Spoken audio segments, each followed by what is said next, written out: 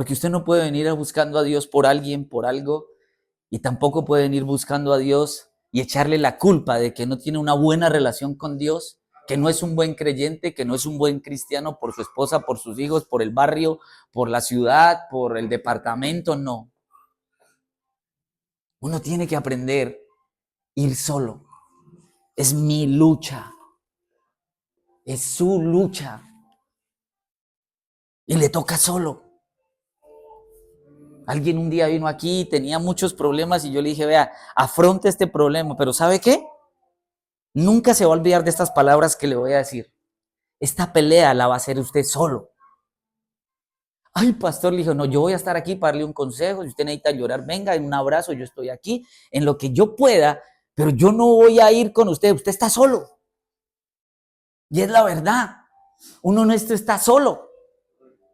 Yo puedo ir donde el pastor y el pastor y le digo, pastor, ore por mí. Y el pastor va y ora y se jala un salmo ahí, tin, y me bendice y todo. Pero eso es para su casa. Y yo me voy para la mía. ¿Y yo cómo me voy? Solo. A encontrarme con Dios, no hay otra. Él puede quererme, tener la buena intención, me puede hasta dar posada 10 días, pero al final me tengo que ir y en el momento tengo que entender que después de esos 10 días de posada yo tengo que estar. Yo tengo a mis hijos en la casa. Ya Lina no está, Samir Andrés no está, queda Sergio, no se quiere ir. Pero él tiene que entender que algún día va a caminar en la vida como dice mi hija, uy, ser adulto sí es difícil, dice mi hija, cuando le toca pagar los recibos, ser adulto es duro. Claro, hay que estar solo. Solo es la lucha, y es una lucha, es mi lucha, es la lucha mía. Y el mismo Dios de paz os santifique por completo y todo vuestro ser, espíritu, alma y cuerpo, sea guardado irrepresible para venida de nuestro Señor Jesucristo. Yo voy a estar solo, pero en esa soledad tengo que entender que tengo 3 cosas con las cuales voy a tener que caminar. Dígale al de al lado, usted es un ser tripartita de que tiene cuerpo, alma y espíritu. Eso lo dice el apóstol Pablo. Y todo esto del espíritu, alma y cuerpo se ha guardado irrepresible para la venida de nuestro Señor, ¿qué? Hay gente que quiere guardar solo el espíritu. Y el cuerpito no. ¿Cierto? Eso sería otra prédica, porque es la conjunción de cosas. Le voy a hacer sencillo, ¿sí? El cuerpo es lo biológico, ¿sí? El espíritu es lo de Dios. En el alma se encuentran las emociones y la voluntad. Las emociones es lo que siente y la voluntad el que dice sí o el que dice no. Ese es el off y el on. Siempre usted en su vida va a tener un sentimiento. Ay, hoy es domingo, tengo que ir a la iglesia. Usted mismo dice, ¿voy o no voy? Sí. Ese es cualquier cosa. Ay, abre la nevera y está en dieta y hay una tortica y 3 leches. Uy, usted la ve y ¿qué le dice? Uy, qué rico. Pero estoy en dieta, ¿sí o no? Se levanta y dice, ay, ¿verdad? Quieren que oráramos por la mañana y que no ha podido orar ni siquiera media horita y yo estoy con sueño. El cuerpo le dice sí. Entonces el alma es lo que sustenta eso. Las emociones y la voluntad. Pero es una pregunta muy profunda porque no solamente ahí la respondo. ¿Sí? Entonces vamos a dejarla ahí porque no es una pregunta que son como las de Daniela los miércoles. Que nos dejan otra hora. Y hoy no podemos demorarnos. Espíritu, alma y cuerpo. Ahora, Jacob había sido bendecido corporalmente, ahora necesitaba una bendición espiritual. Y por eso su encuentro iba a ser ¿con quién? La dicotomía de los impulsos físicos y espirituales del hombre es una fuente continua de lucha. ¿Qué es una dicotomía? Son 2 pensamientos. Dice en Gálatas que el cuerpo y el van uno en contra del otro. O sea, lo que el espíritu le dice va a ir siempre en contra de ¿quién? De la carne. Siempre. Y usted tiene que tener claro eso. Jacob entendía, porque ¿cómo era Jacob? Jacob era interesadísimo. Jacob había sido una persona muy interesada, él era vivo. Él sabía la estrategia y aunque su mamá le dijo la estrategia, él la cumplió, él sabía lo que estaba buscando. Por eso, Jacob se llama, dice que uno de los nombres de las traducciones de Jacob es usurpador, el que engaña. ¿Sí? El que engaña. ¿Por qué? Porque él quería siempre tener lo que otro tenía. En este caso, o sea, nació como Esaú y le quitó a Esaú. Después vino y Labán le hizo la misma y él también se la devolvió con lo de los rebaños y este cuento. Pero él quería cambiar, dijo, yo ya tengo que dejar de ser así, yo ya no puedo seguir siendo así. Y por eso él va. Y cuando usted le dice que ya no te llamarás más, ¿qué? Sino, eso era lo que él quería. La bendición de él era el cambio de propósito en la vida. Ya no te llamarás más usurpador, ya no te llamarás más tramposo, sino que te vas a llamar ahora pueblo de Dios. ¿Sí? Eso era lo que él necesitaba, eso era lo que él quería, pero había una pelea entre lo físico y lo espiritual. Dice, este versículo para mí es tan importante, iglesia. Dice, y Jesús crecía, mire, en sabiduría y en estatura y en gracia para con Dios. ¿Sabe cuánto le duró a Jesús ese versículo? En la Biblia exponiendo su vida, 17 años. Después de aquí no se sabe nada de Jesús hasta los 30. No hay rastro histórico, no hay datos escritos de qué hizo Jesús hasta los 30 años. Aparece cuando nace, aparece cuando lo llevan al templo y lo bendicen, aparece cuando él va con los papás al templo a los 12 años y me es necesario estar en los negocios de mi padre, vuelve y pare de contar. ¿Por qué? Porque la costumbre judía decía que a los 12 años lo presentaban en el templo y a los 30 años podía salir a hacer ministerio. Antes un judío no podía ser el que enseñaba, no podía tener ministerio.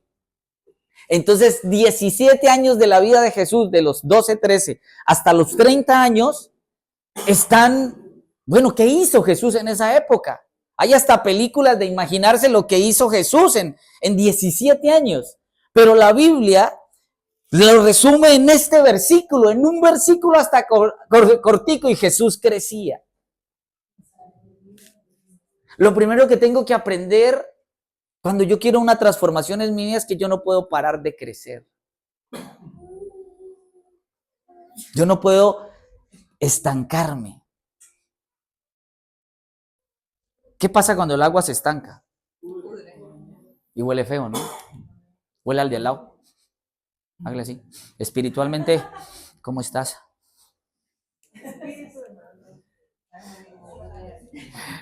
¿Cómo dice la escritura? Que yo voy a hacer y que dentro de mí van a correr ¿qué? ¿Ríos de qué? Ah, ¿es que hay agua muerta? ¿Hay agua muerta?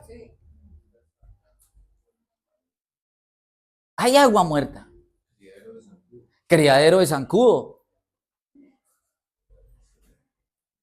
Entonces, la persona que no ora, la persona que no está interactuando con Dios diariamente, la que no se nutre, ¿cómo tiene esa agua ahí? Si usted viene hoy y viene dentro de 8 días y toda esa semana se olvidó de Dios y ay, voy a ir a la iglesia como para ponerme medio en paz conmigo mismo, ¿cómo viene con esa agua espiritual? Viene como estancadita, ¿no? Uno puede ayunar 40 días sin comida, pero usted no puede pasar en vida, y el pastor médico nos confirma, 7 días sin agua.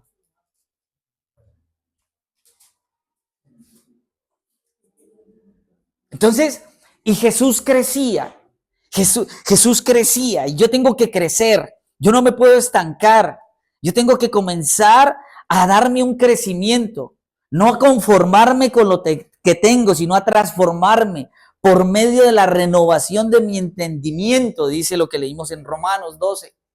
Crecía, ¿en qué? En sabiduría. En lo primero que Jesús creció 17 años fue ¿en qué? Sabiduría. ¿Y qué es sabio? Sabio es leer la palabra. Sabio es entender la escritura. Usted no puede quedarse quieto, usted tiene que irse nutriendo de la palabra. Cuando era niño, ¿cómo caminaba? Como niño. Pensaba como niño, se vestía como niño, actuaba como niño, pero cuando crece, ¿uno qué le dice a la persona? Madure. ¿O no? Madure. ¿Usted se imagina que usted algún día me venga a pedir un consejo y yo se lo he dado 20 veces? Y yo le diga, ¿sabe qué? Madure. Porque hay gente que se le dice y vuelve y cae. Y parece Julio Iglesias, tropecé de nuevo y con la misma piedra. En cuestión de amor nunca aprenderé, dice Julio Iglesias. No, es una canción viejita, sé que no la han oído muchos, pero ¿sí? Y uno decía, bueno, pero ¿cómo me tropiezo con la misma piedra cada vez? Yo tengo que capacitarme en la estructura. Yo le doy algo, pero usted tiene que... Aquí arrancamos en Génesis 25 y vamos en el 33, 32. Pero usted tiene que buscar su conexión. Capacítese, crezca espiritualmente, lea. Hay tantas cosas por aprender y no solo con la Biblia, en lo que le guste, en lo que usted quiera desarrollarse como persona. O sea, crezca en esa sabiduría que es el conocimiento de cosas para poderlas aplicar en la vida. ¿En qué más? En estatura. ¿Qué es lo biológico? Usted tiene que entender que usted no va a frenar de crecer. Unos menos, otros más. Pero van a crecer. Pero su cuerpo no va a dejar de... Pastor, el polvo que nosotros hoy, un gran porcentaje, y esta microbióloga de acá sabe, que gran parte del polvo es piel. ¿Cada cuánto renovamos nuestra piel? Renovamos piel cada 3 meses. ¡Ay! Cada 3 meses usted está estrenando piel. Lo mismo los glóbulos rojos, cada 120 días. O sea que somos algo, no somos algo que nos estanca, se renueva. Usted tiene que renovarse, porque biológicamente no va a dejar de crecer. ¿Qué tanto se conoce biológicamente usted? Ese es un reto que tenemos. ¿Qué tanto me conozco yo biológicamente? Hay muchas veces que yo creo que tengo la misma fuerza de que cuando era joven, no.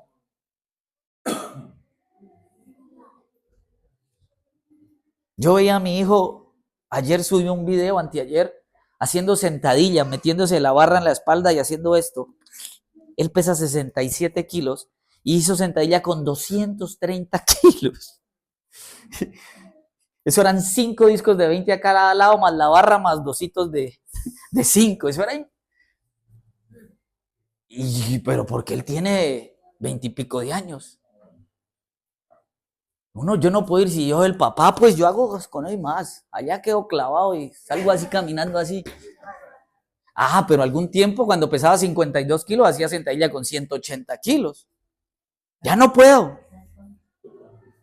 Yo tengo que entender eso y no aceptar que estoy perdiendo condiciones, sino cuidarlas para hoy poder tratar de sostenerme en eso.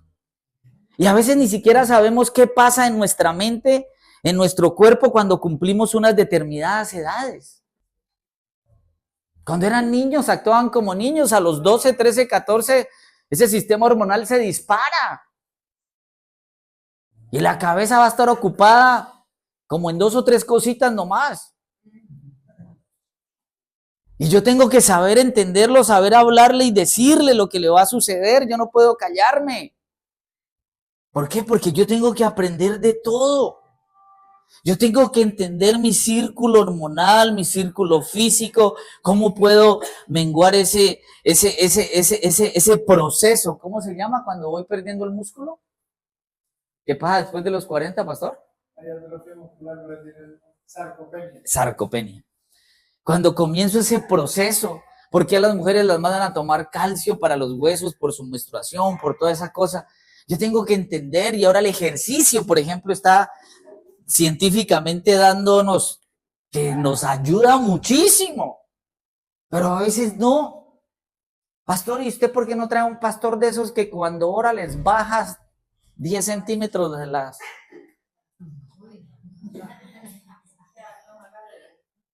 Sí, pastor, porque usted no trae uno de esos mejor que para no hacer dieta y no que me rebaje. ¿Sí ha visto esos que no, vamos a bajar barrigas? Dice, y ay, venga acá, su pantalón cómo le quedaba y ahora cómo le queda. No sé si sea verdad, Dios puede hacerlo todo. La gran pregunta es, ¿eso me generará hábito sano en la vida? Sí, ¿cómo hace conocer a Dios? De su poder lo entendemos, pero nomás, ¿en estatura y en qué? Y en gracia. ¿Cuál es la gracia? Es el favor de Dios. O sea que yo tengo 3 áreas que tengo que crecer siempre para ser como el Señor Jesús. Y es la psicológica, la biológica y la espiritual. Esas son las 3 áreas que usted tiene que crecer siempre, ¿sí? La psicológica, la biológica y la espiritual. Usted tiene que entender eso. Y Jesús crecía en sabiduría, en estatura, en gracia para con Dios. Jacob, cuando fue allá, él sabía que tenía que entender algo. Él sabía que había crecido, ya no era el mismo. Y eso es lo que usted tiene que, y yo tenemos que entender. La lucha de Jacob representó una lucha interna con su propia identidad. ¿Quién es usted? ¿Quién es usted? Esa es la pregunta del millón. ¿Quién es usted? ¿Es lo que dice su cédula? ¿Quién es usted? Jacob, ¿quién era? Era un tramposo y él quería cambiar. Pero eso no era él. Él tenía un propósito. Él fue el que escogió Dios, sino que lo puso en medio de decisiones y dificultades para que él pudiera no solamente percibir, pero todos ustedes y sus hijos son igual de ungidos que él. Pero tienen que encontrar, ¿son ungidos para qué? El Cristo significa el ungido. Cristo significa el ungido. Pero él vino para dar su vida por nosotros, para morir en la cruz, para cumplir todo el ciclo de sacrificios y poder al derramar su sangre decir las palabras que dijo él. ¿Sí? Él en la cruz declaró y dijo, culminado es, todo está hecho. Ya, yo lo hice. Llegué y entregué mi vida, porque no dice que murió, dice, y él entregó su espíritu. Él mismo murió, decidió morir por nosotros. Y era ungido para eso. Y todos los que estamos aquí somos ungidos. La gran estrategia del enemigo es confundirlo en la vida y no enseñarle para qué es ungido. Lo que el pastor hizo es lo correcto, le dijo, usted es el ungido. Pero lo que no le dijo es que todos sus compañeritos también eran ungidos. Que él quizás en su amor, en su deseo, le estaba transmitiendo una verdad, pero quizás no le enseñó que al igual que él, como ese niño ungido, todos son ¿qué?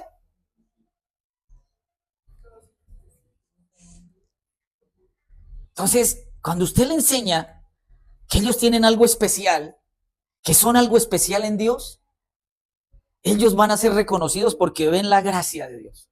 Entonces, esa gracia, cuando usted la encuentra y la lleva a su tope, entonces usted entiende que son ungidos para algo. Ah, yo lo quisiera ver aquí, algún día uno soñando, no cogiendo la palabra y exponiéndola. Pero no, Dios lo llevó por otro lado y le ha abierto más puertas que a cualquiera de nosotros.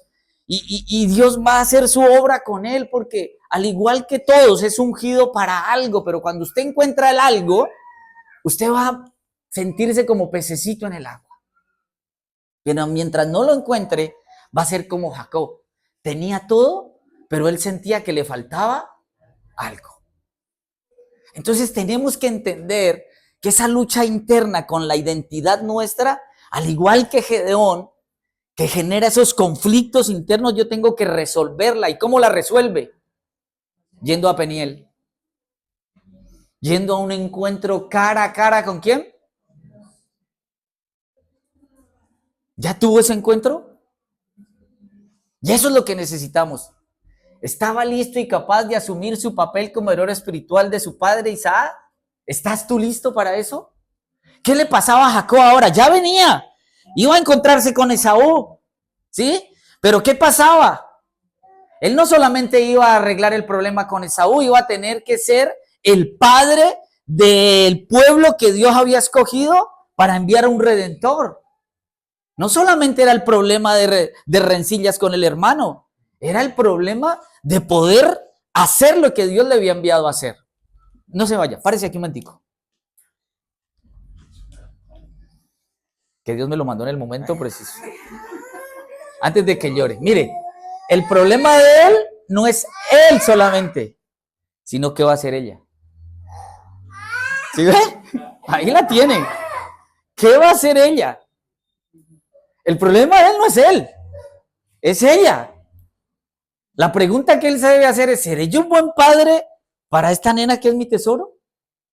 ¿Le podré ya dar principios, vida, para que ella decida en lo que se está convirtiendo este mundo a futuro? Ese es el problema.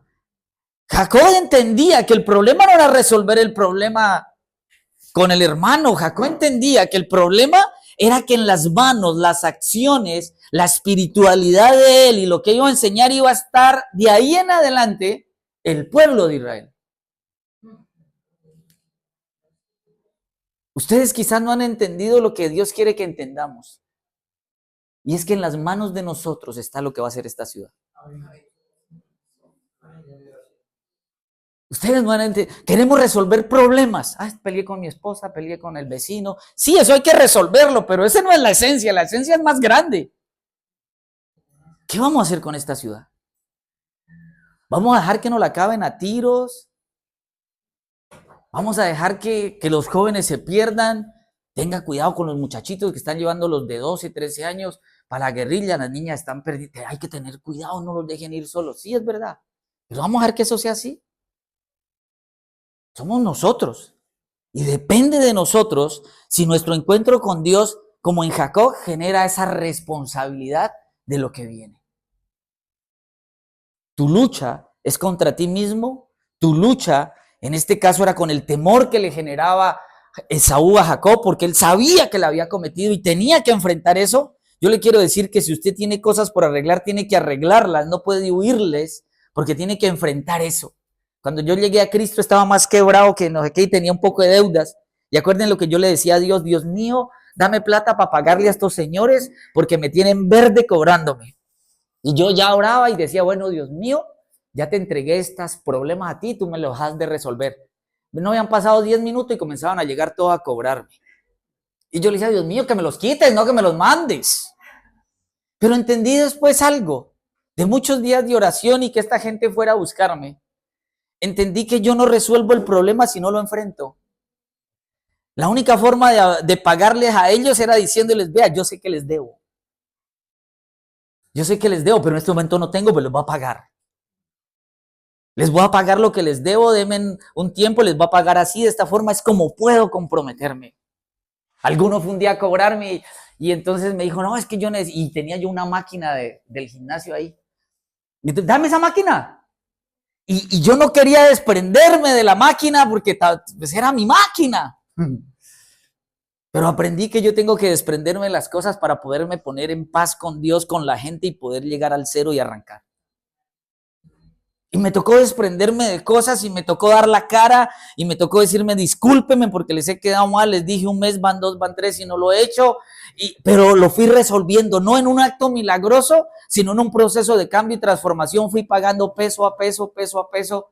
Sí, por ahí una vez se me apareció un milagro que debía 2 millones a un señor y nada que ese señor yo le podía pagar. Y alguien algún día le dijo, pastor, ¿se acuerda que usted tenía una deuda con este señor? Yo me enteré y dije, sí, qué vergüenza con usted. Mentira, yo no era pastor, yo era líder.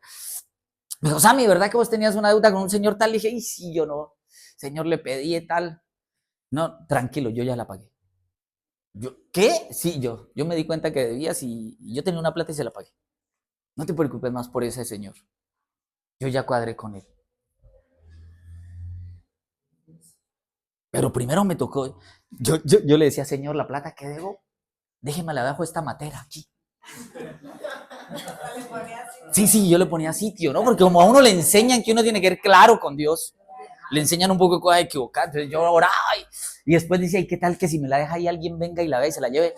Entonces yo comenzaba con la propia duda de la plata. Ya tenía la fe que iba a llegar, pero de pronto me da miedo que la robaran. No, eso era una cosa loca y yo todos los días me levantaba y miraba en la materia y no. Y nunca llegó la plata. Llegaban testimonios. Yo les he dicho que esa historia mía es chistosísima porque llegaban mis primos a darme gracias porque el ángel pagador, el sobre en el aeropuerto de mi prima que encontró dólares, mi primo que fue a pagar la cuota al banco y ya se la habían pagado y no sabía quién. Entonces que un ángel pagador había ido y yo oyendo las historias y yo les había enseñado la palabra, yo les había llevado a Cristo y ellos salían de deuda y yo endeudaba hasta la coronilla. Y yo decía, Dios mío, pero a mí, ¿por qué no? ¿Por qué a mi primo le llama a Fabio? ¿Por qué a Fabio le pasa? Es el ángel pagador. Y a mi prima que tiene plata, se encontraba plata en un sobre en el aeropuerto. Después cuando yo iba al aeropuerto era eche ojos a esos canastos a ver si había un sobre. Miraba, ¿y será que este sobre tiene? Porque es la angustia de uno. Porque uno tiene que entender que esa lucha interna la tiene que vivir hasta que aprendí. Señor, te entrego todo, ayúdame a resolver todo. Pero en el proceso, paso a paso, fui entendiendo. Hasta Rafa le debía en la tienda. Yo decía, Dios mío. Sí, uno es todo eso. Pero el problema no era la plata para resolver el problema de lo que debía. El problema real era lo que yo iba a hacer con mi familia de ahí en adelante.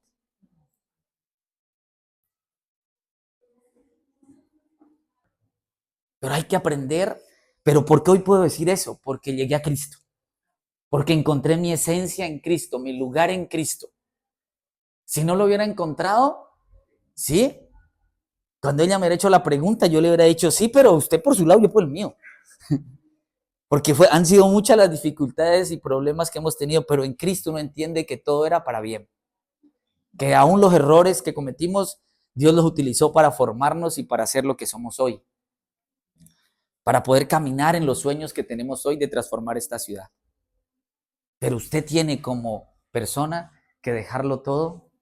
Tiene que aprender que tiene que crecer en esas áreas que le dije y tiene que tener un encuentro con Dios en Peniel para que Dios lo bendiga y se deje de llamar como se llamaba y comience a llamarse en el propósito que Dios tiene con usted. La Biblia dice que algún día usted va a llegar al cielo y como en las fiestas usted le van a dar una piedra, ¿no? La piedrecita blanca, ¿se acuerda? La piedrecita blanca era cuando la invitación a la fiesta era que usted llevaba la otra mitad de la piedra, entonces el que lo recibía llegaba y la empataba si usted está invitado, le decía. Pero esa piedrecita blanca tiene un nombre y no es el nombre que usted tiene ahora, porque el nombre implica propósito. Ya no te llamarás más Simón, sino que te llamarás Cefas, Pedro. No te llamarás más Abraham, sino que tu nombre será Abraham. Ya no te llamarás más Jacob, te llamarás Israel. Usted tiene que luchar por ese nuevo nombre. Pero es usted solo. Usted solo tiene que hacerlo. Cuando usted lo encuentre, su vida va a cambiar. Llegó el momento de encontrarse con Esaú. ¿Qué piensan que le pasó a Esaú? ¿Será que lo perdonó?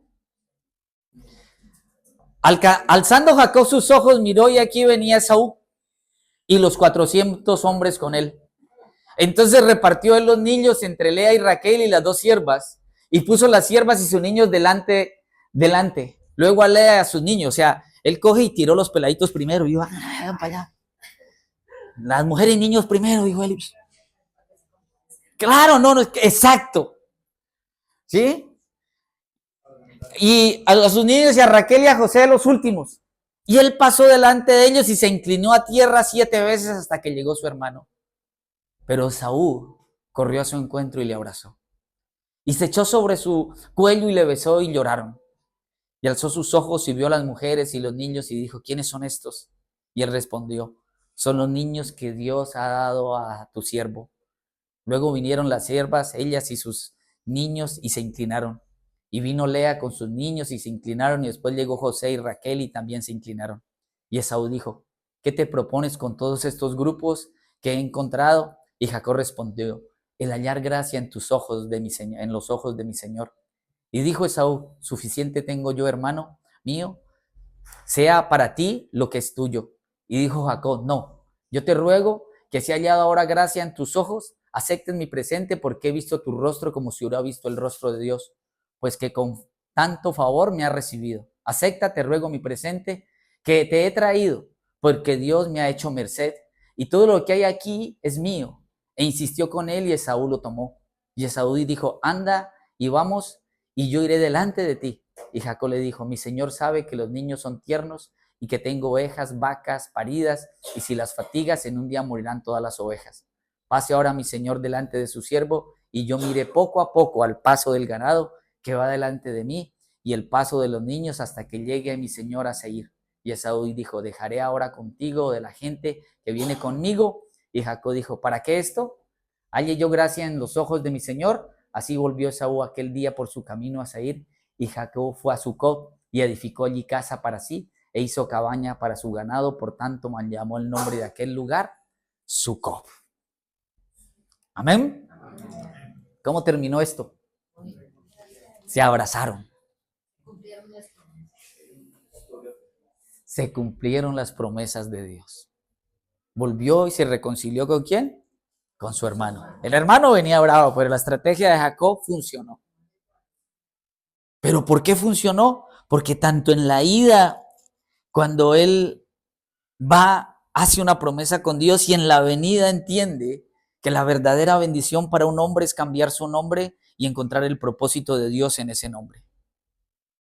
Si usted quiere, ¿verdad?, un cambio, tiene que encontrar su esencia en Dios y se va a dar cuenta que todo se va a resolver. No hay problema que no se pueda resolver en Dios. En Dios. No hay situación que no pueda resolver en Dios. No hay circunstancia que usted en el amor de Dios no pueda tener la fuerza para solucionarla. Si estamos en Dios, todo. Por eso es que digo, todo lo me es posible en Dios. Solo en Dios. Si tuviera, dice que si no tengo amor y repartiera todos mis bienes, ¿qué va a pasar? De nada sirve. Que si tuviera todos los dones y no tengo amor, de nada me sirve. O sea, cuando tengo a Dios, tengo amor, y en el amor de Dios podemos resolver todas y cada una de las cosas. La enseñanza de Jacob es una lucha continua de transformación desde que nace hasta que va a la presencia de su hermano allí, porque ahí ya viene otra historia. Y ahí viene la historia de José, que es el hijo ahora de Eli. Ya es otro protagonista. El Dios de Abraham, el Dios de Isaac, y el Dios de ¿quién? De Jacob. Después viene José. Y después de José, ¿quién viene? Moisés. ¿Sí? Después de José, ¿quién viene? Acuérdate que José abre la puerta para que en la dificultad, ya no de una persona, ya no es Jacob, ya es un pueblo. Ya es un pueblo.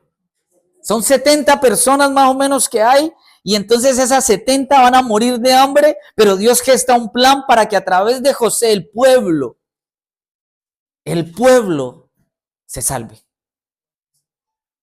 Ese es el reto que tenemos. Como iglesia, crecer como personas, salvar este pueblo y transformarlo para que generaciones nuevas sepan cuál fue el camino que transitamos y que esta ciudad sea reconocida en todo lugar. Lleva tu vida cuando tú la entregas al Señor pero esta ciudad va a cambiar. Si nosotros creemos eso y no tenemos temor de enfrentar este reto de transformación. Aquí acaba la historia de Jacob. Veremos Dios qué nos pone para una próxima historia.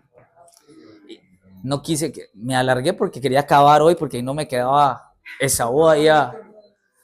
Pero ya acabamos Jacob. Desde Génesis 25 a Génesis 33. El que la quiera leer ya la puede leer y va a entender mucho más, ¿no? Pero acuerde que hoy estuvimos ¿en dónde? Eso. Peniel, que es el lugar del encuentro con Dios. Porque vimos a Dios cara a cara, luchamos con Dios y los hombres y vencimos. Eso es vencer. La lucha era a Dios cara a cara, luchamos con Dios y los hombres, ¿y qué? Y vencimos. Porque vamos a cambiar. como personas, como familia y como ciudad. Yo creo eso, lo tengo claro. Y sé que algún día, lo he dicho y lo repito en este día, vamos a poner un alcalde que tenga esa misma intención. Y muchos de aquí van a ser parte de ese proceso de transformación de este territorio. No podemos intentar cambiar algo si no lo cambiamos desde la gente, desde el corazón y desde sus gobernantes. No se puede cambiar una ciudad si los que gobiernan no gobiernan con la justicia de Dios. Es imposible hacerlo. Jesús es Rey, Jesús es Señor, es el que nos gobierna y también es nuestro Dios. Y eso es lo que tenemos que buscar. No es capricho, no es algo, a mí esto no me gustaba, pero Dios me metió en esto. Y yo sé que algún día las cosas van a cambiar porque yo digo con una cosa, donde haya honestidad, ahí hay cambio. Si hay honestidad en un lugar, ahí hay cambio, créalo. Donde hay honestidad, hay cambio, ahí hay cambio. Con esa sola cosa, con esa honestidad, hay cambio. Cambiamos eso y cambiamos muchísimas cosas. Entonces ese es el gran reto, iglesia. Si vamos a Peniel, que Dios nos cambie el nombre para beneficio nuestro, de nuestra casa, pero también de este territorio que tanto necesita de gente como usted, como yo y todos aquellos que le creemos a Dios en ese cambio. Amén. Póngase sobre sus pies. Dígale gracias, Dios. Agradézcale.